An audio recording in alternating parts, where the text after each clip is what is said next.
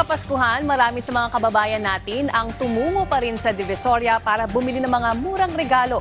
Kasama rin sa mga ibinibenta rito ay mga panghanda para sa bagong taon. Yan ang ulat ni Rod Lagusad. Ang 7 taong gulang na si Nathan kasama ang kanyang mami dito sa Divisoria nagtungo ngayong Christmas. Ang kanilang sadya, bumili ng mga laruan.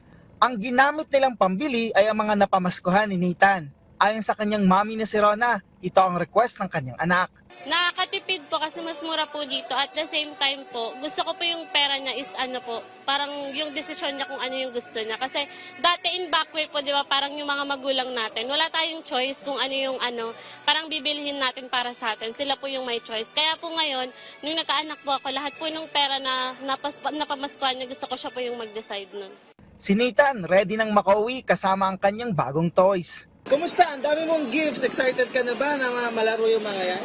Apo. At kahit nasa selebrasyon pa lang tayo ng Pasko, dito sa Divisoria, handa na ang mga paninda ng pangsalubong sa bagong taon. Bukod sa mga pampaswerte sa papasok na 2026, kaliwat kanan na rin ang nagbebenta ng mga torotot na sinasabing alternatibong pampaingay sa pagsalubong sa bagong taon.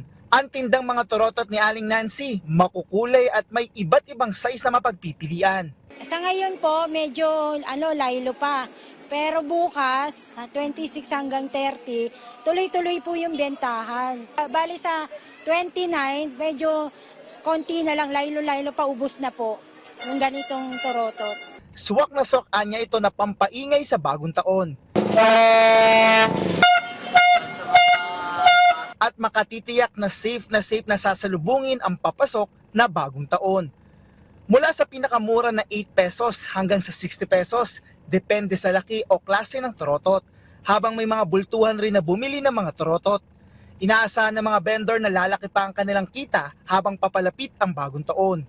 Bukod dito, marami pang murang mabibili dito sa Divisoria gaya ng iba't ibang klaseng mga damit, kaya kung sino man ang reregaluhan o kahit regalo pang sarili ay tiyak na meron dito. Rod Lagusad, para sa Pambansang TV sa Bagong Pilipinas.